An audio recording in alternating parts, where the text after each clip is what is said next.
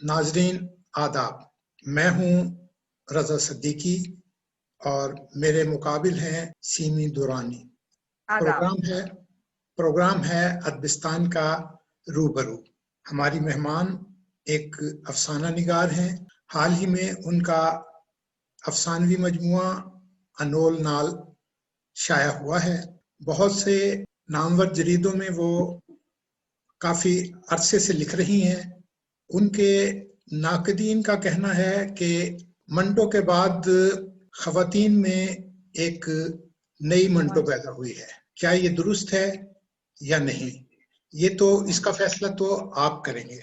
हम आपको उनसे मुतारिफ करा रहे हैं। तो सीमी दुरानी, आपको अपने प्रोग्राम अदबिस्तान के प्रोग्राम रूबरू रजा सिद्दीकी में खुश आमदीद कहते हैं। अस्सलाम वालेकुम। मैं अपने तमाम सुनने और देखने वालों को तहे दिल से सलामती और आसानियों की दुआ के साथ आदाब अर्ज करती हूँ। सीमी दुरानी सदियों के फलसफे से आज़ाद और खुद मुख्तार औरत का सफ़र अपनी तख्लीकात में करती हैं। फेमिनिस्ट के बाब में सीमी दुरानी का तजर्बा और अंदाज दीगर खवातीन से मुख्तलिफ है। इससे पहले कि हम अपनी मेहमान की तरफ चलें, आपसे एक गुजारिश, अदबिस्तान आपका अपना चैनल है, इसे यूट्यूब पर ना सिर्फ सब्सक्राइब कर लें बल्कि बेल आइकन भी दबा दें ताकि मेरी हर वीडियो आप तक बर वक्त पहुंच सके। तो आइए अब चलते हैं सीमी दुरानी की तरफ। सीमी, आप अपना थोड़ा सा तारुफ करा दें ताकि आपके बारे में लोगों को जानकारी हो सके।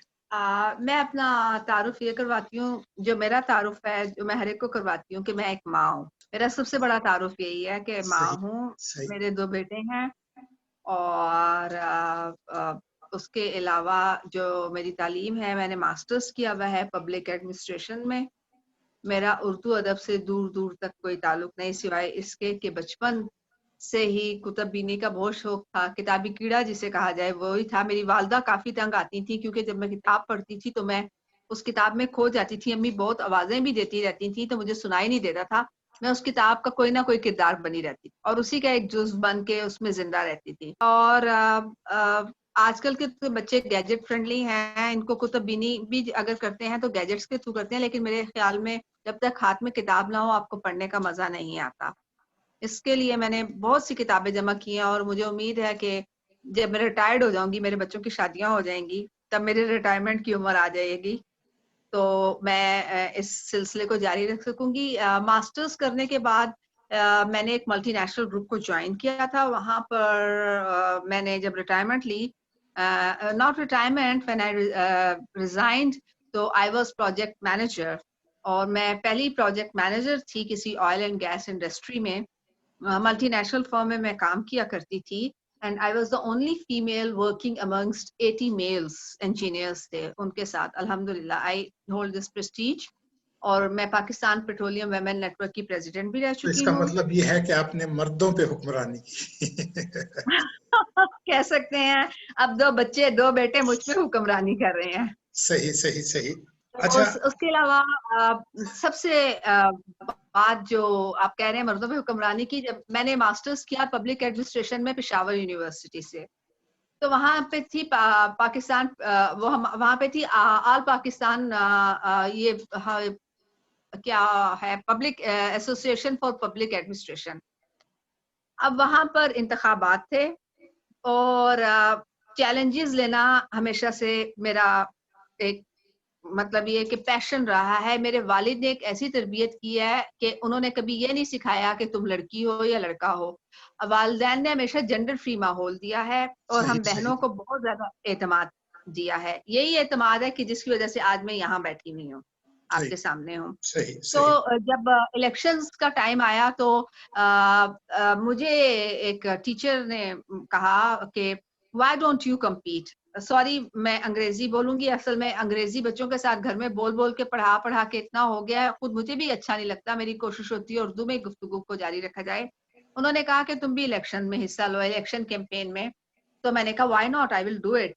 तो मुझे 1-2 क्लास फेलोज मेरे पास आए तो कहते हैं कि सिमी सुनिए, आप ना इलेक्शन कैंपेन में हिस्सा ना लेना, तो अब उनका ये कहना मेरे लिए मजीद बड़ा चैलेंज बन गया कि होते कौन है मुझे रोकने वाले। मैंने कहा मैं तो I will compete and I did it, I won it. सही। और उसके अलावा फिर इसी तरह हमारे यूनिवर्सिटी में, पेशावर यूनिवर्सिटी में डिबेट कंपटीशन था। पूरे पेशावर की यूनिवर्सिटीज आ रही थी, तो वहां पर उन लोगों को चाहिए था कंपेयर आपको पता है कि मेल्स तो करते ही हैं, उन लोगों को तलाश थी कि कोई फीमेल कंपेयर हो, मगर किसी को जरूरत नहीं हो रही थी। क्राउड होता है, हुट करते हैं, शाउटिंग होती है, सारा कुछ होता है, लेकिन पेशावर का माहौल और जो वहाँ का जो एक तहजीब है, उसमें मैं आपको एक बात बताऊं, बहुत हुस्न ये है कि वहाँ औरत की बहुत इज्जत है। हम कहते हैं ना कबायली इलाका जात में औरत को बहुत दबा के रखा गया, ऐसा नहीं है। मैंने 2 साल पेशावर में गुजारे हैं अपनी तालीम के दौरान। बस में चढ़ते थे तो चाहे फकीरनी होती थी तो चाहे मलका होती थी, उनके लिए मर्द हजरात खड़े हो जाते थे, जगह छोड़ देते थे। मुझे याद नहीं कि कभी मैंने बस में खड़े होकर सफर किया हो। सही सही। हमेशा उनको जगह दी जाती थी, चाहे वो हमारी यूनिवर्सिटी के प्रेमिसेस में बसेस चल रही होती थी यूनिवर्सिटी की, चाहे हम लोग बाजार जाते थे वीकेंड्स पे, फ्रेंड्स जो हैं, हमेशा खवातीन को प्रेफरेंस दी जाती थी। हर छोटे से छोटा आपको बताऊं जो छाबा खाबा जो भी होता है, उधर खवातीन के लिए पर्दे का खास इंतजाम होता था और उनके बैठने के लिए जगह होती थी और बहुत रिस्पेक्ट मिलती थी। तो जब मैंने ये चैलेंज भी कबूल किया कि मैं वो जो ऑल यूनिवर्सिटी कंपटीशन है उसको होस्ट करूंगी। उसमें भी मुझे आके मेरे क्लास के जो मेरे फ्रेंड्स थे उन्होंने कहा कि Simi don't go for this. तो मैंने कहा अब तो मैं करूंगी, और आप यकीन कीजिए कि आई वाज द फर्स्ट फीमेल कि जिसने एक इवेंट जो है वो होस्ट किया। और आपको मैं बताऊं कि इंतहाई मोहज़्ज़ब, बाअदब और बहुत तरीके से और बहुत ही मैं कहती हूँ सलीके के साथ वहाँ के लड़कों ने, हालांकि हमारे यहाँ लड़कों के मुतालिक ये मशहूर होता है कि वो हूटिंग करते हैं, लड़कियों को स्नब करते हैं, नहीं। मुझे अल्हम्दुलिल्लाह आपको बताऊं, आज तक अब आकर जब मैं अदबी दुनिया में पहुंची हूँ, जब मैंने जिंदगी की 5 दहाइयां गुजार ली हैं, तो मैंने देखा है कि औरत को किस तरह तजलील की जाती है। लेकिन मैंने अपनी स्टूडेंट लाइफ में या मैंने अपने करियर में कभी भी जिनसी हरासगी का या किसी भी किस्म का स्नब होने का या किसी किस्म का भी खवातीन के हकूक को पामाल होते देखने का जो है सिलसिला कभी नहीं देखा। ये एक फेसबुक की दुनिया ऐसी आई है जहां बड़े से बड़े आलिम फाजिल PhD बैठे होंगे, बड़े से बड़े लोग बैठे होंगे और वो खवातीन को स्नब भी किए जाएंगे और इस्तेमाल भी किए जाएंगे, और इसमें मैं समझता हूँ कि कसूर हमारा भी है। मैं समझता हूँ कि ये फेसबुक या ये इसके ऊपर जो है जितनी लाइकिंग जो है खवातीन को मिलती है शायद मर्द को नहीं मिलती। ये मेरा अपना तजर्बा है कि अगर आप एक चीज जो है पोस्ट करेंगी तो उसके ऊपर विद इन 5 मिनट्स या 10 मिनट जो है ना उस पर लाइन लग जाएगी आपको उसके ऊपर।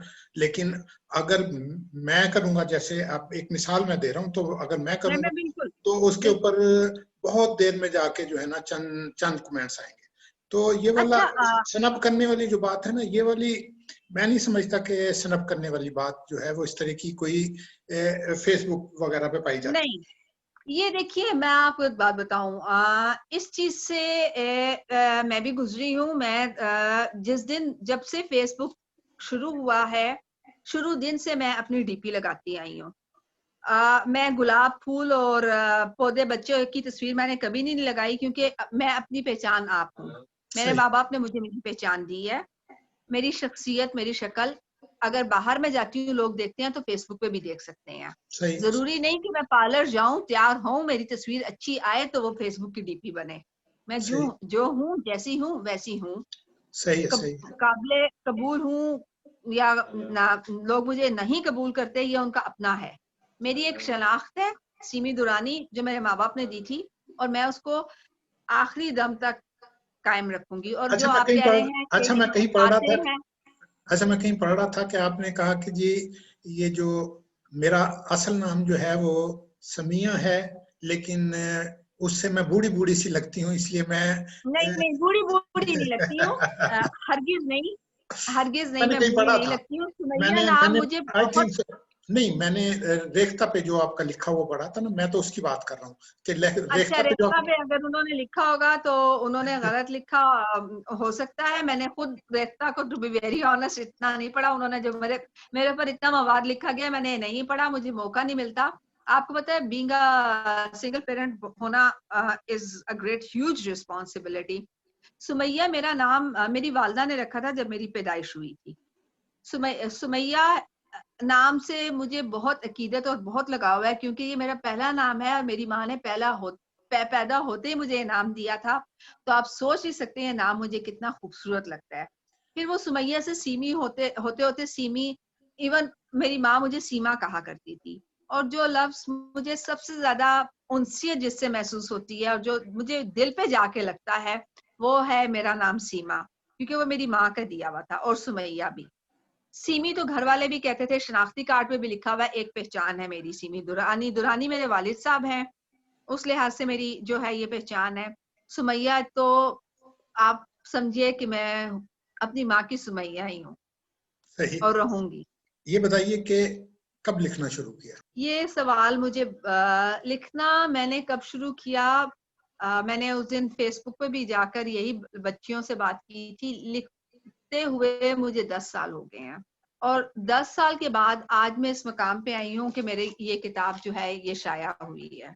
10 साल। वो भी मैंने कैसे शुरू किया कि जब मेरी वालदा की वफात हुई तो सुबह ये होता था, जब रोज सुबह उठते थे तो आपको पता है बेटियों का यही होता है कि सुबह उठते ही सबसे पहले माँ को कॉल करती हैं। तो मैं सुबह उठते ही सबसे पहले अपनी अम्मी को कॉल करती थी, बातचीत होती थी, सारा कुछ।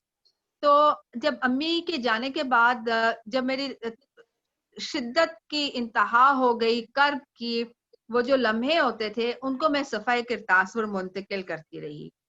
वालदा मेरी पंजाबी हैं और घर पर हैरत की बात यह है कि पंजाबी बोली नहीं जाती थी, उर्दू बोली जाती थी, अंग्रेजी बोली जाती थी। मेरे वालिद साहब जो हैं वो पठान हैं और वो एयरफोर्स से ताल्लुक रखते हैं। मैंने पंजाबी में नज़में लिखने का आगाज किया। पंजाबी में नज़में लिखती थी, फिर कुछ मेरे दोस्त थे जो कि गैर मुल्की थे और शायर थे, तो उनका कहना था कि जब तुम नज़्म लिखती हो या कुछ भी तो उसके साथ तुम तस्वीर, मुझे शुरू से आदत है, मैंने ही तकरीबन ये ट्रेंड स्टार्ट किया कि जब भी मैं कोई नज़्म लिखती थी साथ में कोई गूगल करके वैसे ही कोई एक तस्वीर लगा दिया करती थी। तो वो कहते थे इतनी कैप्टिवेटिंग सी तस्वीर है, तो मैंने फिर उनको अंग्रेजी में ट्रांसलेट करना शुरू किया। उसके बाद आहिस्ता आहिस्ता अफसाना निगारी की तरफ आई और उर्दू के बाद इंग्लिश में नज़में, सॉरी उर्दू, पंजाबी के बाद उर्दू में नज़में लिखनी शुरू की।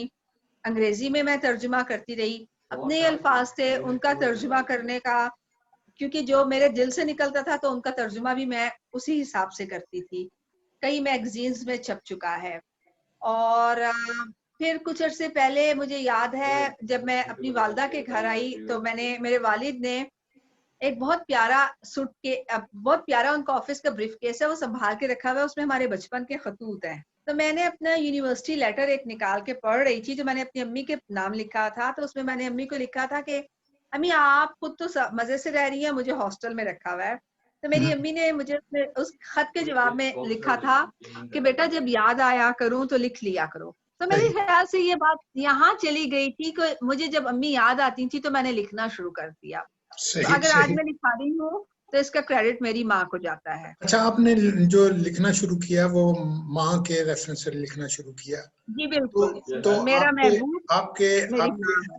आपके आपके यहाँ जो ममता का तस्वुर है या दूसरी चीजें हैं, आपको बड़ा सॉफ्ट किस्म का लिखा जाना चाहिए था आपकी तहरीरों में, लेकिन आपका जो अंदाज है वो बड़ा तल्ख है।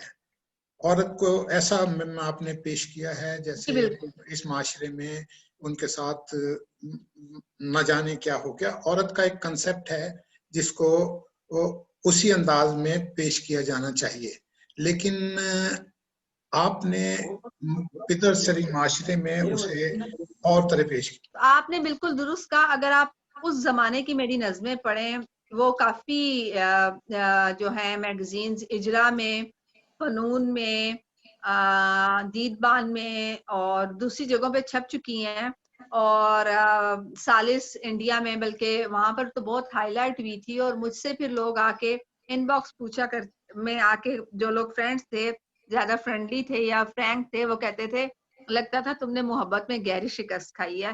तो मैं कहती थी मैंने गहरी शिकस्त नहीं खाई, मैंने अपनी माँ खोई है, और मेरा जो सही महबूब है वो मेरी माँ है, मैंने सही उस महबूब को खोया है। सही। और जहां तक मेरे फन अफसाना निगारी का ताल्लुक है, तो मैं आपको बताऊं कि ये जो कहानियां हैं, ये जो मैं बुनती हूँ या मैं लिखती हूँ, ये मेरी इनमें हरगिज शऊरी तौर पर मेरी जो है कोई कोशिश नहीं होती। मैंने जैसा कि आपको बताया कि मेरा तो एक जो फील्ड ही अलग है, पब्लिक एडमिनिस्ट्रेशन और उर्दू अदब। ये हो कि मैं, आप यकीन करें, लोग मुझे कहते हैं मंटो से इंस्पायर्ड है। आपको यकीन नहीं आएगा कि मैंने मंटो को नहीं पढ़ा, क्योंकि अम्मी ने कभी मंटो को पढ़ने की इजाजत नहीं दी थी। हमारे घर में डूज एंड डोंट्स बहुत क्लियर थे। माँ बाप ने मुकम्मल आजादी दी हुई थी, लेकिन डूज और डोंट्स ऐसे थे कि हम उनको अगर फॉलो ना करते तो हम अपनी, जो हमें आजादी मिली हुई थी, तो हम उसको खो देते। तो मैंने अच्छा चलिए। मुआशरे को जैसा पाया, जी जी। जिस सब जो कर्म मैंने महसूस किया, वो मैं उसको जो है लिख डालती हूँ। मेरे जितने भी अफसाने आप पढ़ें, जो भी आप लें, अगर आप देखें तो मैंने मैंने जो है लिखा, आइटम गर्ल लिखा, वो पाकिस्तान में रिजेक्ट हो गया। उन्होंने कहा कि यहाँ की सेंसर पॉलिसी ऐसी है जो हम आपको स्पेस नहीं दे सकते हैं किसी जगह। तो वहाँ इंडिया में शायर जो है, जहाँ जहाँ पर आप जानते हैं मंटो और इस्मत चुगताई, ये लोग सारे पब्लिश हो चुके हैं, वो ले लेते हैं। हमारी बदनसीबी कहिए या कम नसीबी कहिए, कि मैं ये नहीं कहती मैं बोल्ड या न्यूड लिखती हूँ, मैं जो लिखती हूँ सच लिखती हूँ। आप बाहर जाके देखें कितनी तकलीफ है, कितना दर्द है, वो मैं जब जब वो मुझे मुझे जब दिल में महसूस होता है, तो मैं वही लिख डालती हूँ। इसमें मेरी अच्छा कोई चलिए, मुझे ये शऊरी बताइए, कोशिश नहीं होती है। मुझे ये बताइए कि ऐसे कौन से अदीब थे जिन्हें पढ़कर आपने लिखने की आपके अंदर ख्वाहिश पैदा हुई? आपने जाहिर है कि मैं पढ़ा तो आपको होगा। बताऊं, कोई भी ऐसा अदीब नहीं है जिसको पढ़ के लिखने की मेरे अंदर ख्वाहिश पैदा हुई हो। ये आप किसी भी लिखारी से पूछे, जैसे मैंने आपको बताया कि मैंने नज्मों को लिखना शुरू किया, तो it was for the sake of my mother. मेरा जो महबूब है, मेरा मसीहा जो है, वो मेरी माँ है। तो अब दूसरी जो मेरी इंस्पिरेशन, आप मेरे शॉर्ट स्टोरीज की तरफ आते हैं, तो वो अदीब नहीं है। उनमें से आपको कोई अदीब नहीं मिलेगा। उनमें आपको मिलेंगे फकीर मिलेंगे, उनमें आपको ख्वाजा सरा मिलेंगे, उनमें आपको गलियों में से कागज चुनते बच्चे मिलेंगे, उनमें आपको बूढ़े मोची मिलेंगे जिनके साथ मैं अक्सर जमीन पे बैठ जाती हूँ, जब वो जूते गांठते हैं मैं उनसे बातें करती हूँ। उनमें आपको वो बाबे मिलेंगे जो जिन्होंने लोगों के घर के फर्नीचर पॉलिश करने होते हैं, उनके साथ उनके पास वो साइकिल पे बैठे होते हैं, मैं बैठ जाती हूँ जमीन पे। वो जो ऐसे करके स्क्वायर सा बना के नहीं होता, वो रेत पे खेल रहे पुराने होते हैं। जमाने के लोग खेला करते थे, मैं उनके साथ वो खेलती हूँ, उनसे उनकी जिंदगी के मुतालिक डिस्कस करती हूँ। तो मेरी इंस्पिरेशन ये लोग हैं। सही। अदीब वगैरह इनमें से कोई भी नहीं है, यही मेरे नहीं, असल में उस्ताद हैं और यही मेरे अदीब से सिखाने वाले हैं। ये तो आपकी इंस्पिरेशन है, जो आपने आपकी कहानी के अंदर जो कुछ मौजूद होता है वो तो आपने इनसे ले लिया, लेकिन जो असलूब है या दूसरी चीजें हैं वो डिपिक्ट होती हैं आपको किसी ना किसी अदीब को पढ़ने के बाद। जैसा कि आप किसी ना किसी से तो मुतासिर होंगी, ये अब नहीं है? मुतासिर हूँ जी, जी बिल्कुल मुतासिर तो मैं हूँ। देखिए, मैं हर उस अदीब से मुतासिर होती हूँ जो ऐसी फजा की बुनत करता है कि जिसमें कारी खुद जाके रहना शुरू कर देता है। जैसे आप कुरातुल ऐन हैदर का देखें, वो आग का दरिया, आप उसमें जाते हैं, आप प्री हिस्टोरिकल एरिया, वो जो प्री पार्टीशन एरिया में जाके ड्वेल करना शुरू कर देते हैं, और फिर आप आहिस्ता आहिस्ता बाहर की तरफ सफर करते हैं। फिर बानो आपा है, मेरे ख्याल में बानो आपा से बेहतर औरत की नफ्सियात ना कोई समझा है, ना कोई समझ सकता है, ना कोई समझा सकता है। बानो सही आपा औरत के नफ्सियात पे मुकम्मल गिरफ्त रखती हैं। अच्छा, ये बताइए कि जो नए लिखने वाले हैं उन्हें किस किस्म की मुश्किलात का सामना करना पड़ता है? जो नए लिखने वाले हैं, मेरा ख्याल में तो उनके लिए एक चीज जो मैं कहूंगी, लोग जिस बात में मुझे बहुत वो करते हैं कि कोशिश करें इस्लाह ना लें। देखें, जब मैंने शुरू किया था तो मुझे बहुत से लोगों ने कहा था कि इस्लाह लो, लाइक आपने लिखना शुरू कर दिया, अगर तुम छपना चाहती हो तो इस्लाह लो। मैंने कहा था मैं एक नुक्ते की भी इस्लाह नहीं लूंगी, जो लूंगी दिस इज माई बेबी। अगर कोई छापता है तो छापे, सो बिस्मिल्लाह, नहीं छापता ना छापे। मैंने किसी का बाजू पकड़ के नहीं चलना। इसी तरह नए लिखने वालों के लिए मैं यही कहूंगी कि जो भी आपकी क्रिएटिविटी होती है, जो भी आपकी क्रिएशन होती है, जो भी आप चीज होती है, आपके ऊपर एक वही की तरह नजूल होता है। जो भी तहरीर होती है वो ऐसे नहीं आती इंस्पिरेशन। तो उसके लिए जरूरी है कि आप जो है शॉर्टकट इस्तेमाल ना करें, वक्त का इंतजार करें। वक्त ही आपको फल देता है और सब्र का फल मीठा होता है। मुश्किलात मेरे ख्याल में सिवाय इसके कि हर हुकूमत या हर मुल्क या हर जो भी इलाका हो, उसके अपने तौर तरीके, रसूमात और तहजीब, कल्चर, उसकी एक इवन आपके घर, हमारे अपने घर के भी असूल और कवायद होते हैं जिनको लेकर बच्चा चलता है। हम उनको लेकर चलते हैं, हम उनको तोड़ नहीं सकते हैं। उनको इज्जत करते हैं, उनको हम पामाल नहीं करते, बल्कि उनको इस तरीके से अबूर या किया जाता है या उनको उस तरीके से घर दिया जाता है कि जिसके अंदर से हम अपना रास्ता निकाल कर उनको तोड़े बगैर निकल सकें। अच्छा, ये जो अदीब हैं ये जाहिर है कि हसास होते हैं, आप भी हसास होंगी जो है। जी जी। अब माशरे में जो, जैसा कि आपने कहा, माशरे में जो कुछ देखते हैं उसे उसे लिख देते हैं, तो जी बिल्कुल। आप किन मामलात में हसास हैं? मैं पसंद नहीं करती हूँ। देखिए, अगर आप मेरी किताब आप तक पहुंच चुकी होगी, मैं आनोल नाल, सबसे पहले तो मुझे इस किताब के आपको बताऊं, पंजाबी में इसको आंवल नाड़ कहते हैं, आप जानते होंगे। जाहिर है, ठीक है, वो ठीक मैं है, लेकिन फिर कहा मैं इसका नाम आंवल नाड़ ही रखना चाहती थी। मैंने अपनी नानी से यही सुना था। पहले इसका टाइटल पे था कि तुम इतना बोल्ड टाइटल दे रही हो, तो मैंने फिर उन लोगों से कहा कि सारी उम्र 9 माह तक तो तुम इसके बेसिस पे जिंदा होते हो और पेट से बाहर आकर भी तुम सांस नहीं ले सकते। ये जब कट के तुम्हें इंक्यूबेटर में डाला जाता है या माँ का दूध लगाया जाता है, तब तुम जिंदगी की तरफ आते हो।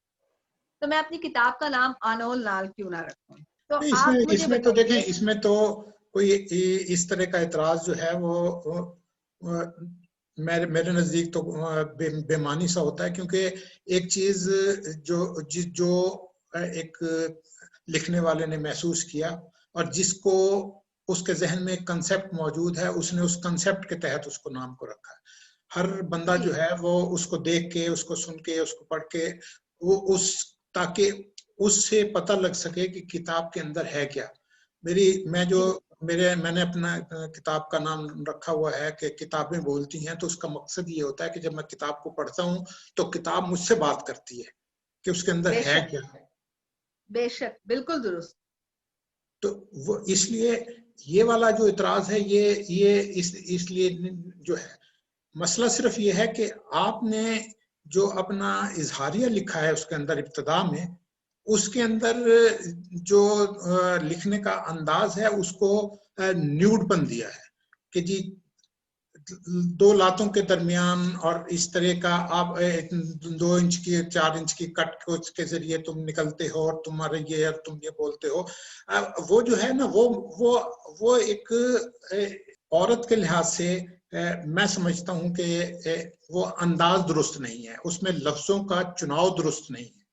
अदरवाइज अब अगर ये कहा जाता है कि ये मंटो की दूसरी शक्ल है, जैसा कि बहुत सारे खुद उसमें आपका जो दिबाचा किसी ने लिखा है उसमें भी उन्होंने ये कहा कि ये मंटो के रेफरेंस से है।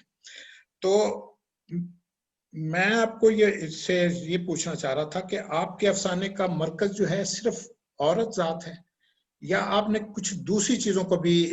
नहीं, आप देखिए, मैंने बच्चों के मुतालिक लिखा है, मैंने बच्चों की जिनसी हरासगी पे लिखा है, और अगर आप ये समझते हैं कि मैंने सिर्फ औरतों के हकूक के लिए लिखा है, तो ऐसा नहीं। आप मेरा अफसाना फेमिनिस्ट पढ़ लें, उसमें आपको पता चलेगा कि मर्द जात की भी कुर्बानियां होती हैं, और आजकल की जो एनजीओज हैं वो किस तरीके से काम कर रही हैं, और किस तरीके से एक औरत की नफ्सियात बनती है।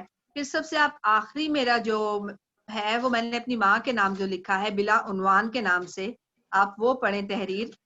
वो तहरीर है, मैं आपको बताऊं सर कि जिसको छापने से सारे गुरेजा थे, कोई उसको मजमून करार दे रहा था तो कोई उसको कहानी नहीं करार दे रहा था, किसी को समझ में नहीं आ रहा था वो तहरीर क्या है। वो मेरे वो जज्बात हैं जो मैंने अपनी माँ के जाने के बाद महसूस की, लिखे, जो मैं गुजर रही थी। तो आप पढ़ेंगे और बहुत कर्ब है उस तहरीर में। मैंने पेडोफाइल्स पे लिखा है, ठीक है जी। औरत पे नहीं लिखा, आप ट्रांसजेंडर पे मैंने लिखा है, मैंने ब्लास्फेमी पे लिखा है, और पेडोफाइल्स पे भी मैंने यही जो बच्चों के साथ जिनसी हरासगी होती है वो। उसके अलावा साईफाई अफसाने हैं मेरे, बाकायदा मैंने स्प्लाइसिंग की रिसर्च की, मैं पढ़ रही थी। स्प्लाइसिंग जो होता है, दो जीन्स को म्यूटेट करके एक जेनेटिक कोड को हम लोग लाते हैं, और उसकी बेसिस पर एक नई जो भी जानदार है उसकी तख्लीक होती है। मैंने कोई भी अपना अफसाना जो है वो बगैर तहकीक के या बगैर किसी बुनियाद के नहीं लिखा। अच्छा, उसके नहीं, ये अलावा एक मेरा एक बात जो मैं आपसे पूछना चाह रहा हूँ वो ये है कि जी जी आपने अफसाना लिखा पैम्पर। अब वो जी बिल्कुल उसमें उसमें इतनी टेक्नोलॉजी आपने इस्तेमाल की है कि वो जी आम पढ़ने वालों के लिए नहीं है अफसाना, इसलिए कि जी वो बिल्कुल वो टर्मिनोलॉजी आम बंदा नहीं समझ सकता। जी उसको जी चाहिए ये था, उसको उसको आप एक्सप्लेन नहीं कर पाई उसमें जो है।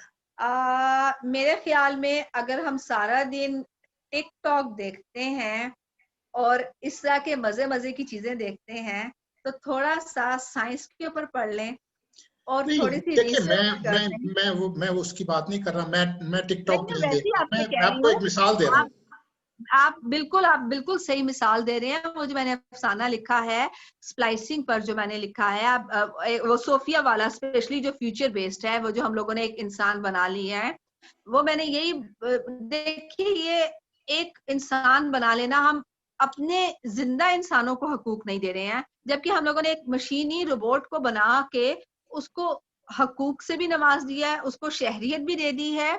अब उसकी माँ बनने की ख्वाहिश के ऊपर भी हम लोग काम करने लग गए हैं, जबकि हमारे यहाँ कितने लोग कितने बच्चे गुर्बत से मर रहे हैं।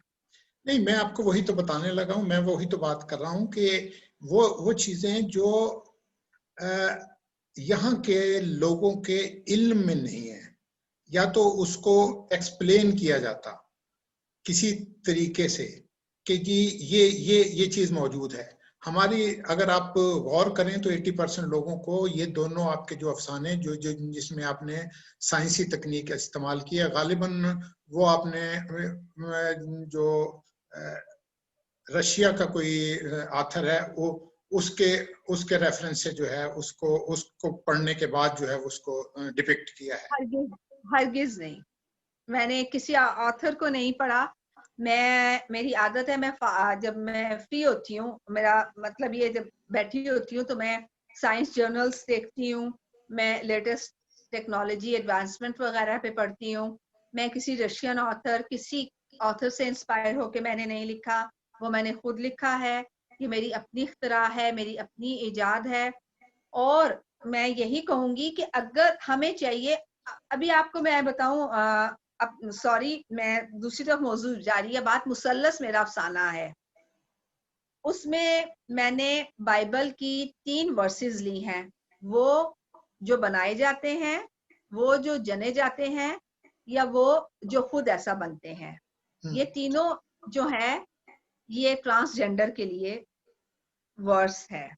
ये ठीक। मैंने कहीं पे वर्स पढ़ रही थी, आई वॉज रीडिंग, जब मैंने ये वाली बाइबल की वर्स पढ़ी तो मेरे जहन में ये अफसाना आया मुसल्लस, जो कि मैंने लिखा सही। कि या, और उसको मैंने कोट भी किया। उसमें उसमें वो जो उसमें जो होती हैं, नन होती हैं, वो उस बच्ची को बताती हैं, और उसमें मैंने कोट भी किया तो देखिए, कारी को रेडीमेड चीज देना नहीं होता, थोड़ी सी रिसर्च खुद भी करनी चाहिए। हर चीज हमने, अब मेरे बच्चे बैठे हैं, मैं जो बात कह रहा था ना, उसमें जैसे आपका अफसाना है पैम्पर, अच्छा, उसके एंड के ऊपर आपने लिखा कि KLPD।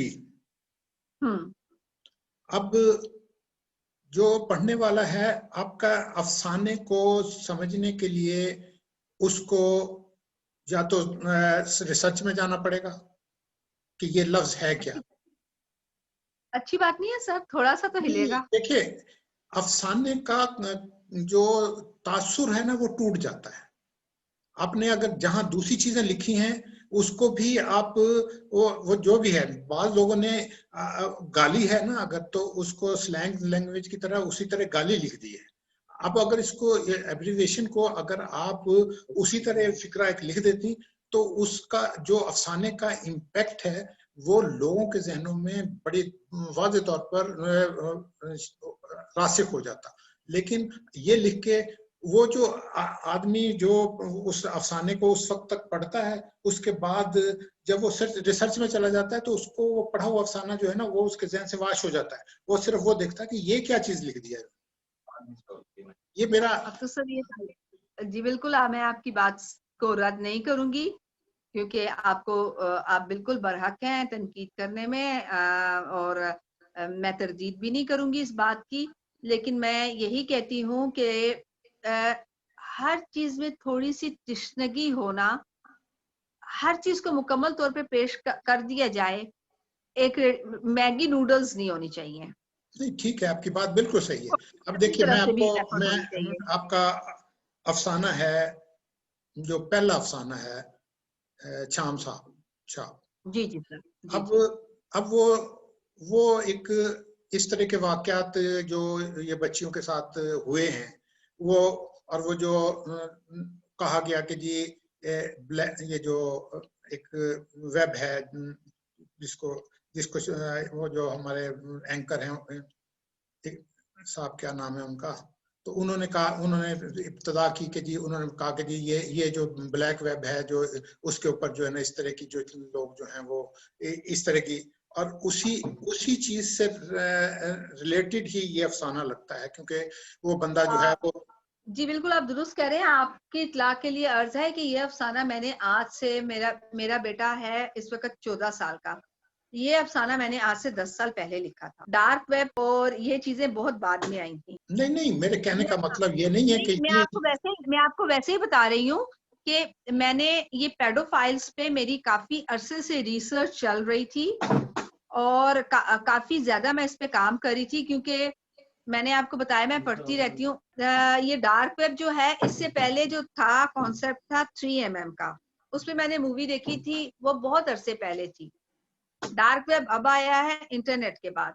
और ये जो अफसाना मैंने लिखा है, आप यकीन कीजिए कि मैं बच्चों के इस किस्म के मौज़ूआत, अल्लाह ताला हम सब के बच्चों की इज्जतों की हिफाजत करे और उनको अपने हिफ्ज़-ओ-मान में रखे, हर मुसीबत आफत से बचाए, इसके मुतालिक मैं पढ़ना लिखना सुनना भी गवारा नहीं कर सकती थी। मैंने ये जब अफसाना लिखा, आप यकीन कीजिए, मैं दूसरे कमरे में चली गई और मैंने बंद होके एक ही नशिस्त में, मैं जो भी अफसाना लिखती हूँ मैं एक ही नशिस्त में लिखती हूँ, ये मैंने लिख डाला तो मैंने पढ़ा, मुझसे ये पढ़ा नहीं गया। और ये नहीं, वो ठीक है, मैंने बहुत अच्छा अफसाना लिखा हुआ, मैं ये नहीं कह रहा, मैं तो सिर्फ ये कह रहा हूँ कि हो सकता है कि इससे इसको जो रिसर्च डॉक्टर वो शाहिद ने जो रिसर्च की हो सकता है उन्होंने इस अफसाने को, ये जहाँ छपा होगा, ये मेरा ख्याल किसी जरीदे में मैं पढ़ रहा था, वहाँ पे छपा हुआ था, ये मैंने वहां से पढ़ा था इसको पहले। ये बिल्कुल आप सही कह रहे हैं, ये तकरीबन 8 से 9 जरीदों में छप चुका है और इसका तर्जुमा भी हो चुका है। तो वो हो सकता है उन्होंने एक, देखें जिस तरह इब्ने सफ़ी जो है ना, वो उसकी अगर नावल पढ़े ना तो बहुत सी चीजें ऐसी हैं जो अब जो है उसके ऊपर आती हैं, लेकिन उन्होंने फैंटेसी लिखी और उससे उन्होंने ये लिखा कि इस तरह स्पेस पे गए और ये हुआ और वो हुआ फलां हुआ। उसी तरह जो है हो सकता है कि ये जो डार्क वेब का कंसेप्ट है, ये डॉक्टर शाहिद को जो है आपका अफसाना पढ़ने के बाद उसके जहन में आया हो और फिर उन्होंने कोई तहकीक की हो। पॉसिबिलिटी तो यही है। तो मैं ये वाली बात नहीं कह रहा, मैं तो ये कह रहा हूँ कि ये इस अफसाने पे मुझे जो इतराज है ना वो ये है कि इसकी आखिरी 4 लाइनें नहीं लिखी जानी चाहिए। जो आप कह रही थी कि जी तिश्ना रहना चाहिए, कंसेप्ट क्लियर हो जाता है। अगर आप पर इल्जाम है कि आप फोहशनिगार हैं, आपने जिन्स और उसकी नफ्सियात को मौजू बनाया है, जिसके लिए आपने मंटो की तकलीद की है। आपके कई अफसाने जो हैं वो इसकी मिसाल हैं। आप क्या कहती हैं इसके बारे में? जी सर, देखिए मंटो की तकलीद का तो मैं आपको साफ कहती हूँ, मैंने मंटो की तकलीद नहीं की।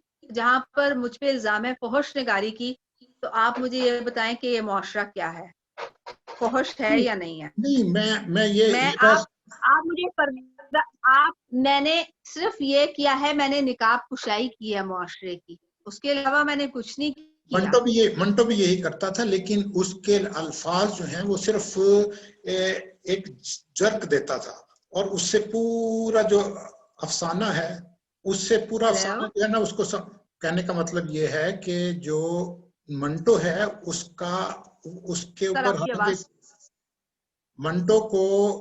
मंटो का ये एक रहा है कि वो उस पे भी फौज निगारी के इल्जामात लगे, लेकिन जी बिल्कुल, लेकिन वो क्या लिखता था, मसलन उसका एक अफसाना है खोल दो। जी। अब पूरे अफसाने को अगर पढ़ते जाएं तो उसमें कहीं कोई लफ्ज इस तरह का नहीं है, लेकिन जिस वक्त वो एंड पे पहुंचता है और वहां पे उसका बाप भी मौजूद है और वो कहता है कि जी खिड़की खोल दो, जी, तो लड़की जो है वो इजारबंद खोलने लगती है। यहाँ पे उसने अफसाना खत्म कर दिया। अब इससे पूरा जो कुछ उस पे गुजरा वो आ गया।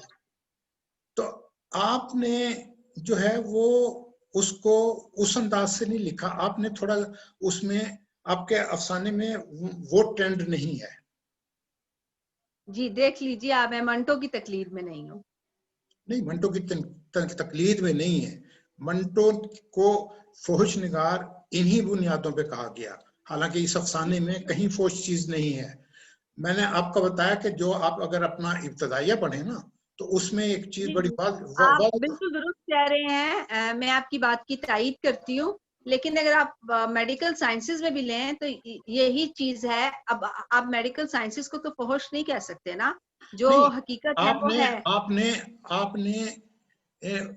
मेडिकल की कोई बुक नहीं लिखी, आप अफसाना लिख रही हैं, और आप अफसाने को अपनी जब तहरीर में अपनी किताब को एक्सप्लेन कर रही हैं ना, तो अपनी किताब को जब आप एक्सप्लेन करेंगी तो उसको, अफसाने की किताब को, तो उसे मेडिकल की बुनियाद पे नहीं करेंगी, आप अफसाने की बुनियाद पे करेंगे। जी बिल्कुल दुरुस्त कह रहे हैं। अच्छा, एक अब ये बताइए कि आपका कहना है कि मर्दों के माशरे में जिन्स का अमल औरत के लिए जबरी इंतखाब है। ये माशरे में भी है एक जब मैं ये तो नहीं कह रही कि मंटो के मामले में जबरी इंतहा है, लेकिन आज के माशरे में मैं आपको एक बात बताऊं, मैंने आपसे यही अर्ज कर रही हूँ कि मैंने मेरी एक कोशिश होती है ना, आप जानबूझकर कुछ लिखते हैं, एक होता है कि आप लिख डालते हैं जो आप महसूस करते हैं। सही। मैंने जो महसूस किया, मुझे जो मुआशरे ने दिया, जो हुआ, जो मैंने मेरे अंदर था, जो मुझे मुआशरे ने दिखाया, मैंने वो वैसे का वैसा लिख डाला। मैंने आपको बताया, मैंने उसकी निकाब कुशाई किया और मैंने उसके अलावा कुछ भी नहीं किया। ये बिल्कुल सही है, मैं ये वाली बात नहीं कह रहा हूँ, मैं सिर्फ आपसे ये कह रहा हूँ कि एक सोसाइटी का एक टैबू है कि जी शादी जो है एक बंधन है और उसमें यही कुछ है, वो कोई जबरी इंतखाब नहीं है। लेकिन आपका कहना यह है कि जब जिनसी अमल है तो वो अमल जबरी अमल है। तो ये जो आप सोसाइटी का जो एक माशरे का जो एक 80% बल्कि 90% जो हिस्सा है वो इस अमल से गुजरता है। वो जिसको आप कह रही हैं वो एक थोड़ा सा डिफरेंट चीज है, वो इस्तेसाली माशरा वो है जो जबरी तौर पे औरत का इस्तेमाल करता है। आपने वो 20% को जो है उसको इस्तेमाल को जो है वो उसको दिखाया है, 80% को पे भी वही लेबल आपने लगा दिया। ये मैं अपने आपसे ये पूछना चाह रहा था कि ये दुरुस्त नहीं है, आप क्या कहती हैं? मैं आपको एक बात बताऊं, 80% आपने देखा ही नहीं है जो मैंने सुना है और अभी तक मैंने लिखा नहीं है। नहीं, ये वाली बात जो है ना, देखें बहुत जो से पता, मैं आपको दुरुस्त कह रही हूँ। मैं कुछ चीजें हैं जो मैं कहना नहीं चाहूंगी इस वक्त, क्योंकि वो मजहबी, मुआशरती और तहजीबी रवायात के बिल्कुल मुनाफी हो जाएगा। लेकिन औरत ऐसी खेती नहीं है जिसको जहां जैसे इस्तेमाल कर लिया जाए, और इसकी बुनियाद पर बहुत सी औरतें बहुत तकलीफ से गुजर रही हैं, देखिए जिन पे मैंने अफसाना लिखा है। और अभी इंशाल्लाह मेरी जल्द ही नज़्मों की किताब आएगी। ये जो अफसानों की किताब है, ये उन नज़्मों की किताबों के आगे कुछ भी नहीं है। सही, वो तो खैर आप ने जो वो हैं बहुत सारी खवातीन लिखने वाली अफसाना, वो जो शायरी करने वाली खवातीन हैं, फहमीदा रियाज हैं, दूसरी हैं, उन्होंने भी बहुत कुछ लिखा है। वो तो ठीक है, वो अपनी जगह पे है। आप ये बताइए, बतौर तख्लीककार आपने अपनी जी तहरीरों में औरत के इस्तेहसाल पर एहतजाज को जगह दी है। जी जी जी क्या जी। आप समझती हैं कि औरत की सूरत हाल आपके एहतजाज करने से बेहतर हो सकती है या नहीं? हाँ बिल्कुल, हम लोग यही बात कर रहे थे जब लाइट चली गई। देखिए, मैं यही कर सकती हूँ कि मैं औरत की आवाज बनकर सामने आऊं। वो औरतें जो आवाज नहीं उठा सकती हैं, वरना देखिए कानून आ चुके हैं, आपके पास यूएन है, आपका 1900 ये जो 1971 का कॉन्स्टिट्यूशन है, आपके पास सबसे पहले तो 1400 साल पहले किताब आ चुकी है जिसने औरत को कितने हकूक से नवाजा है। आप उसकी आयात अपनी मर्जी से निकाल निकाल के औरत के ऊपर इम्पोज करके अपनी लाइफ गुजारना शुरू कर देंगे, तो मुझे बताएं औरत को उसका मुकाम कहाँ मिलेगा। मेरा काम था जहां पर औरतों का इस्तेसाल हो रहा है उनको आवाज देना। अब आज की लड़कियां मैं देख रही हूँ, अब जो माशाल्लाह बच्चियां आ रही हैं, अल्लाह उनके नसीब अच्छे करे, मैं हमेशा दुआ करती हूँ। उनको अपने हकूक से आगाही भी है, लेकिन जब तक यहाँ की सोच नहीं बदली जाएगी ना, जैसे मेरे वालिद साहब थे, अल्लाह उनके दर्जात बुलंद करे। मैं जरूर दिखाना चाहूंगी अपने वालिदैन की तस्वीर। ये मेरे वालिदैन है जिनकी वजह से आज मैं यहाँ बैठी हूँ। सही, सारा क्रेडिट इनको जाता है, सिमी दुरानी इनकी वजह से है। सही। तो ये वालिदैन मेरे वालिद जो हैं, मुझे अच्छी तरीके से याद है, वो पठान थे, अफगानी थे। वालदा मेरी राजपूत थी। अब देखिए, मेरे घर ऐसा माहौल नहीं था। मेरी माँ अगर किचन में खड़ी बर्तन वो खाना पका रही होती थी, तो मेरे वालिद साहब खड़े डिश वॉशिंग कर लेते थे। मैंने अपने घर में वो माहौल देखा है। लेकिन जब बाहर की दुनिया से मैंने औरतों की कहानियां सुनी, देखा, लोगों से मेरा इंटरेक्शन हुआ, जब मैं अपनी एक प्रैक्टिकल लाइफ में एंटर हुई हूँ और मैंने देखा है, लोग औरतों से मिली हूँ, तो मैंने महसूस किया कि औरत किस हाल में है। और अभी आज मेरे काम करने वाली जो है वो आई है, और वो मतलब ये वो ज्यादातर ये होता है मेरे घर जो मेरी काम करने वालियां आती हैं, वो आती हैं, मैं उनसे डिस्कशन करती हूँ, वो अपने मसाइल मुझे बताती हैं, जहां मैं उनकी मदद कर सकती हूँ जिस हाल में भी, कानूनी तौर पर, या जिस तरीके से मशवरा दे दिया, जो कुछ भी कर लिया, तो मैं उनसे बहुत सीखती हूँ। जैसे मैंने आपको बताया ना कि मेरी जो सोर्स ऑफ इंस्पिरेशन है, ये राइटर्स वगैरह नहीं है, ये आसपास के मेरे आसपास के चलते किरदार हैं, बच्चे हैं। आपने माथू पढ़ा होगा, मेरी इंस्पिरेशन माथू है, वो बच्चा जो वर्कशॉप में काम करता था। वो वर्कशॉप के बच्चों को देख के मैंने लिखा। ये मेरी सोर्स ऑफ इंस्पिरेशन है। देखिए, तो ये वाली बात आपकी दुरुस्त है। माथू के बारे में ही मैं आपसे बात करना चाह रहा था कि माथू पे को भी आपने सेक्स में इंडल्ज कर दिया। बिल्कुल बिल्कुल, ठीक है। बिल्कुल अब वो उसको ये आपकी इमेजिनेशन है या आपने उस बच्चे से बात की, ये बताइए। मैं उस बच्चे से मिल चुकी हूँ। क्या उस बच्चे ने इस बात का इजहार किया कि उसके साथ ये हुआ? ऐसे बहुत से बच्चे हैं जो इजहार नहीं करते, लेकिन वो बातों बातों में बता देते हैं। चलिए, अच्छा ये बताइए कि आपका तख्लीकी अमल क्या है? आपका तख्लीकी अमल क्या है? आप एक ही निशित में अफसाना लिख लेती हैं या उसको वक्फे से कुछ लिख लिया, फिर आपके ज़हन में कुछ ख्याल आया, फिर उसको उसके साथ जोड़ दिया, फिर उसके बाद उसे कंप्लीट किया? नहीं, मेरा तख्लीकी अमल ये है कि मैं एक ही नशिस्त में लिखना जो है वो पसंद करती हूँ। असल में जब सिलसिला टूट जाता है ना, तो वो टूट ही जाता है। कई अफसाने ऐसे हैं जो मैं लिखते लिखते अटक गई, वो पढ़े हुए हैं, वो बरसों से पढ़े हुए हैं। जब आपके ऊपर अफसाना हो या नज़म हो, मैं तो कहती हूँ एक वही की तरह नाजिल हो रहा होता है। हर आप भी लिखते हैं, आप जानते हैं, अचानक एक ख्याल आ जाता है ना, और आप उसको लिखना शुरू कर देते हैं।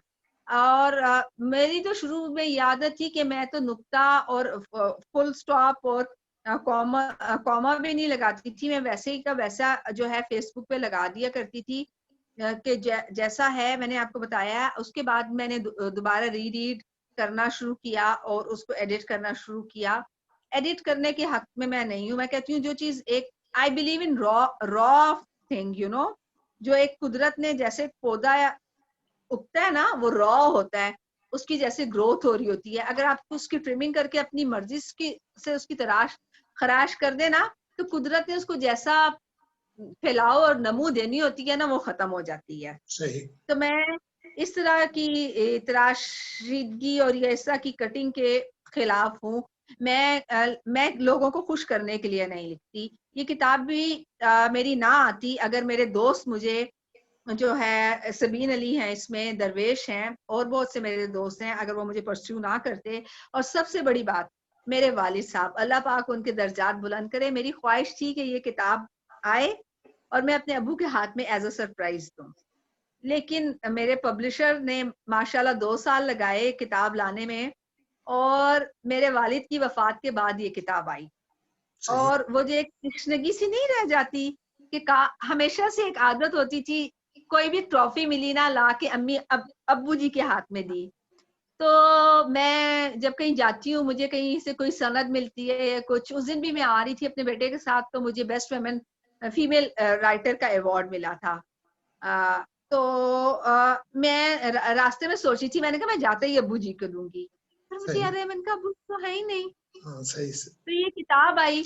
ये किताब मैंने सिर्फ और सिर्फ, टू बी वेरी ऑनेस्ट, एक शख्स के लिए छपवाई थी, वो मेरा बाप था। सही सही वो सही। इस दुनिया में नहीं रहा। जब ये किताब आई ना, ठीक है, अल्हम्दुलिल्लाह, देखिए आज आप मेरा इंटरव्यू कर रहे हैं, लोग इस किताब का माशाल्लाह अल्हम्दुलिल्लाह मुझे बहुत अच्छा फीडबैक आ रहा है, बहुत जारी है। लेकिन जिन हाथों में ये किताब जानी थी ना, वो मिट्टी के नीचे चले गए हैं। अच्छा ये बताइए कि कहानी में जाहिर है कि आपने कहा कि जी मैं किसी से किसी का असर नहीं है आपके ऊपर, किसी जी राइट। जी। तो ये बताइए कि कहानी में जाहिर है कि ये सब कुछ जो है ये कुछ इमेजिनेशन पे डिपेंड करता है कि बाद चीज़ें जो हैं हम कुछ सुनते हैं और फिर उसके बाद उसको इमेजिन करके उसको अफसाने की शक्ल दे देते हैं। तो आप ये बताइए कि इमेजिनेशन की कहानी में क्या क्या अहमियत? Imagination, to be very honest, मैं एक कहानी के लिए, जो लोग एक माहौल कहते हैं ना, माहौल बनाना चाहिए, एक इमेजरी, मुझे इमेजरी पढ़ने में बहुत मजा आता है। I really enjoy imagery. जो लोग लिखते हैं ना, दरख्त, ब्ला ब्ला ब्ला, एक हर जो राइटर होता है उसका एक असलूब होता है ना, वो इमेजरी क्रिएट करता है। एक आपको मेरे अफसानों में ये नहीं नजर आएगी। मैं डायरेक्ट टू द पॉइंट बात करने की आती हूँ। उसकी एक तो सबसे बड़ी वजह मैं आपको साफ बात बताऊंगी कि मेरी अपनी तालीम और तरबियत है। क्योंकि मैंने पढ़ा हुआ है masters in public administration. We believe in management by objectives. मेरा ऑब्जेक्टिव है कहानी लिखना, और मैंने उसके लिए पॉइंट सेट कर दिए हैं मेरे ब्रेन में। अभी मेरी लाइफ भी इसी तरह से ही गुजरती है। तो इमेजरी का जो है, मेरे नजदीक आज के कारी के पास इतना वक्त नहीं है कि वो इमेजरी में खो जाए। उस तक पैगाम पहुंचना है। आप आज की नस्ल को देखें तो वो छोटे छोटे कोट्स की तरफ जाते हैं, कोटेशंस का जमाना आ गया ना। लंबी कहानियों की तरफ नहीं जाते, they just want to the point, they want bullets, they want targeted things. नहीं तो ये बताइए कि फिर इसके एक कहानी और फिर ये तो मजमून की तरफ चला जाता है, तो कहानी जो कहानीपन है वो तो बुलेट्स में लिखने की, या जो आपके जो आप बात कर रही हैं ना, जो तो उससे आप उससे बिल्कुल दुरुस्त कह रहे हैं, उससे कहानीपन जो है वो मुतासिर होता है। या बिल्कुल दुरुस्त कह रहे हैं, लेकिन मैं जो हूँ, मैं ना तो कहानीपन को लेके चलती हूँ साथ, ना अफसाने को। बस जो मुझ पर जिस तरीके से जिस वारदात से मैं गुजर रही होती हूँ लिखने के दौरान, बस मैं उसको वैसे ही कलम बंद कर देती हूँ। मेरा ये प्लान नहीं होता कि मैं इस चीज को ऐसा बनाऊंगी, क्योंकि बहुत से चैनल्स ने मुझे ड्रामा राइटिंग की तरफ के लिए कहा, और आपको पता है कि ड्रामा लिखना कितना मुनाफा बख्श कारोबार है आजकल की दौर में, और लाखों रुपए कमाए जाते हैं, लेकिन मैं इस तरफ नहीं आ सकती हूँ। This is not my field, I can not do it. Just पैसे की खातिर मैं एक चीज जिसमें मुझे लगाव ही नहीं है कि मैं एक माहौल सा बना दूं, वो माहौल जो खुद से बन जाता है, जैसे माथू में बन गया, या मुसल्लस में बन गया, या सोफिया के किरदार के लिए आसपास उसकी लैब के लिए बन गया, या जब मेरी वो माहौल, सबसे बड़ा माहौल जो बना आखिरी, जो मेरा बिला उन्वान जो मैंने लिखा है अपनी वालदा की वफात पर, उसमें इमेजरी है, और उसमें वो ये जो इमेजरी है जो मैंने यहाँ से महसूस की थी। अच्छा, वो ये जो वो आप कहते मैं हैं ना, उसको जानबूझ के नहीं लाई थी। ठीक है, वो तो आप जो सही कह रही हैं। तो असल में जो आप कह रही हैं ना कि ड्रामे का, तो अ, फिर तो आप ये अफसाने में या कहानी के अंदर मकालमा भी इस्तेमाल नहीं करती होंगी। जी बिल्कुल नहीं। उसकी वजह यह कि जब ड्रामा आप लिखने के लिए है, उसमें तो बुनियादी उनसर ही मकालमा है, और जब आप बिल्कुल आप कहानी में वो इस्तेमाल करने के हक में नहीं है, तो फिर जाहिर है कि आपने अभी कहा, तो आप लिखना भी चाहेंगी तो आप टीवी या दूसरों के लिए नहीं लिख सकेंगे, जी। क्योंकि बात यह है कि पैसों के लिए आजकल लोग क्या कुछ नहीं करते हैं। 2.5-3 नहीं, लाख रुपए पैसों आराम का से मसला नहीं, ड्रामा पैसों का मसला लिखने नहीं, तो मैं कर लें। मैं लिखने नहीं, की वैसे बात मैं कर आपसे कह रही हूँ कि अगर अगर करना चाहूँ तो मैं कर लूँ। आप मुकालमे अगर कह रहे हैं, मुकालमे लिखने को तो बहुत अच्छे लिखे जा सकते हैं, क्यों नहीं लिखे जा सकते हैं। लेकिन मेरा इसकी तरफ रुझान नहीं है। मुकालमा नवीसी, मुकालमा निगारी, दरअसल मुझे शुरू से ही, मैंने आपको बताया है, कुतुब बीनी की आदत है। इतनी ज्यादा आदत थी कि जब वो पकोड़े भी पुराने जमाने में, आपको याद है कि वो अखबार के लिफाफों में आया करते थे। आजकल तो दूसरे वाले उससे भी शॉपर्स जो और कुछ बैग्स लिखा आ होता गए था हैं। वो भी पढ़ती थी। एग्जैक्टली वो भी फाड़ के ना तो पढ़ लेना, और बच्चों का सफा जब आया करता था तो वो स्कूल ले जाना बैग में डाल के, और सही, जैसे ही पीरियड कोई फ्री होता था तो बच्चों का सफा निकाल के पढ़ने बैठ जाना। ईदी सही। मिलनी, पॉकेट मनी मिलनी, तो सबसे पहले जाके किताबें लेके आनी और वो पढ़नी। अच्छा, आप ये बताइए कि जो आप बतौर तख्लीककार तकनीक को अहमियत देती हैं या कंटेंट को? कंटेंट। अच्छा, ये बताइए कि अब जो फिक्शन है, इसका मुस्तकबिल क्या है? फिक्शन का मुस्तकबिल मेरे नजदीक बहुत अच्छा है। सही। अच्छा, ये बताइए कि आपके हमअसर जो हैं, लिखने वाले, जी जी। उन जी जी कलमकारों में से किसी के काम को सराहती हैं आप कि वो बहुत अच्छा बिल्कुल। लिखता है, या वो? सबीन अली है, सबीन अली है, मुनज़्ज़ा है, आमना है, और उसके अलावा अगर शायरों में आप देखें तो नैयर हयात कासमी, मैं उनकी बहुत बड़ी फैन हूँ। बहुत कम लिखते हैं, लेकिन जब भी लिखते हैं कमाल करते हैं, उनको मैं बहुत सराहती हूँ। फरूख है, उनके अफसाने आजकल उन्होंने बंद किया हुआ है, आजकल वो लिख नहीं रहे हैं। एक जमाने में उनकी मैं बहुत कदरदान हुआ करती थी जब पढ़ रही थी उनके अफसाने, लेकिन अब सबीन ने भी कितना ट्रेंड चेंज किया है। और मुनज़्ज़ा के भी अफसाने मुझे पसंद है। मरियम मजीद डार, वो बच्ची बहुत अच्छा लिख रही है। मतलब ये कि आने वाली नस्ल से तो मुझे बहुत उम्मीदें वाबस्ता हैं। लेकिन लेकिन मैं आपको एक बात कहूँ, मैं दोबारा कहूंगी और रिपीट करूंगी इस बात पे, इस बात पे मेरे ऊपर बहुत ज्यादा तनकीद भी हो चुकी है और बड़ी लॉबिंग भी हो चुकी है। मैं नई नस्ल की लड़कियों से ये कहूंगी कि डोंट गो फॉर शॉर्टकट्स। अपना कलम अपने हाथ में रखो, किसी और के हाथ में देके आगे बढ़ने की कोशिश ना करो। सही। देखो तुम कहाँ पहुंचती हो। नहीं देखिए, होता ये है कि अगर आप इस्लाह लेने लगे, जैसा कि आपने अभी कहा था, तो उससे होता ये है कि आपकी जो लिखने की ओरिजिनलिटी है वो खत्म हो जाती है। जी जी बिल्कुल। इसलिए आप आगे इसलिए आगे सीढ़ियों पे तो चले जाएंगे, लेकिन आप खुद मर जाएंगे। तो आप एक मुर्दे को कितना धकेलेंगे आगे। सही सही सही। अच्छा, आपने इब्तदा की नसरी नज़म से, पंजाबी नसरी नज़म से, बिल्कुल। तो नसरी नज़म आप क्या समझती हैं कि इसका कोई मुस्तकबिल है? जबकि जी देखें, मुस्तकबिल है ही नसरी। जी बिल्कुल, मुस्तकबिल है ही नसरी नज़म का। देखिए गजल आपको बहुत कम जो है ना, आपको स्पेस देती है आपके इमोशंस को, आपके वाकयात को, उससे जुड़े हुए जो हालात हैं उनको बयान करने के लिए।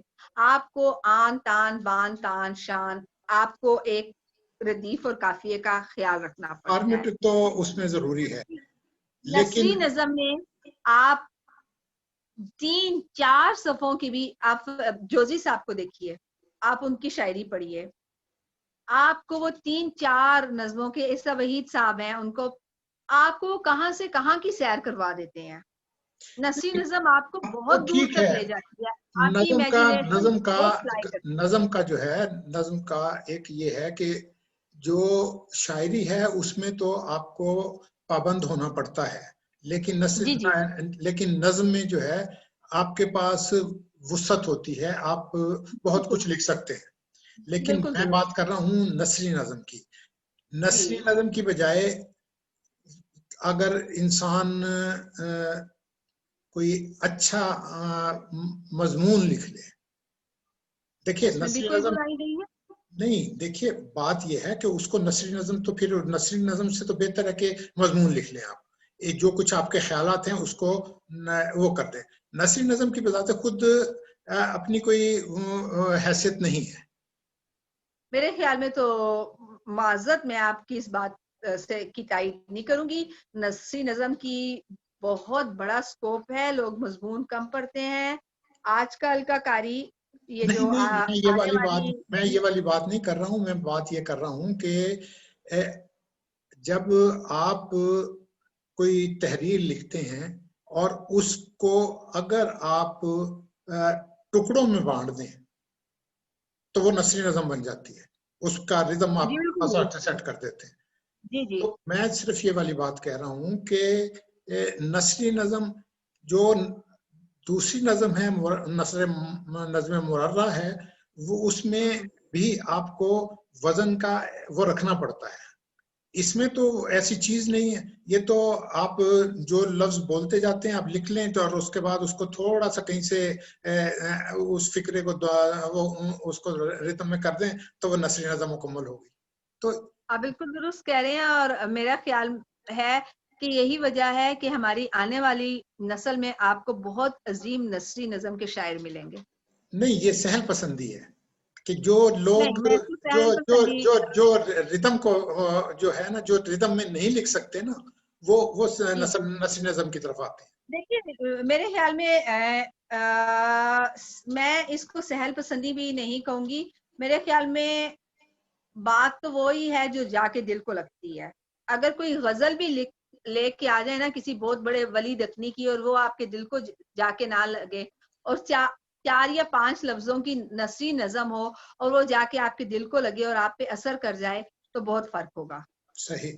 अच्छा चलिए, आखिर में हम आपकी अनोल नाल की बात करते हैं कि अनोल नाल जो आपका अफसानवी मजमूआ है, इसमें 15 अफसाने हैं। जी सर।